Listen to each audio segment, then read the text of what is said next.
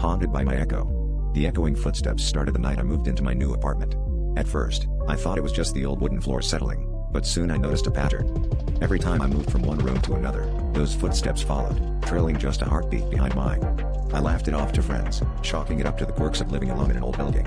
But the laughter faded when the footsteps continued to mirror my every move, even when I stood still, listening. One evening, as I sat on the couch, I heard them pacing back and forth in the hallway. My pulse quickened, and I decided to confront whatever was causing this eerie phenomenon.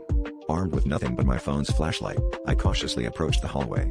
Each step I took was echoed by a phantom step, matching my pace perfectly. My heart pounded in my chest as I reached the source of the sound, only to find nothing there but shadows and silence. Yet, the footsteps persisted, an invisible presence mocking my fear. Desperate for answers, I began investigating the apartment's history. I uncovered the chilling tale of a previous tenant who had vanished without a trace, leaving behind a single pair of shoes in the hallway.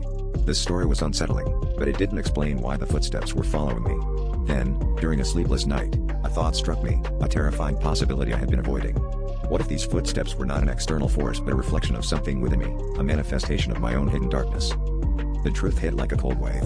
The footsteps were mine, a sinister echo of my own life unraveling. It was as if my very existence was being haunted by the choices I'd made, the secrets I buried. The realization was paralyzing. The footsteps were no longer just a mystery, they were a sentence, a reminder that I could not escape what I had become. As I stood alone in the hallway, the echoing steps finally ceased, leaving me in suffocating silence.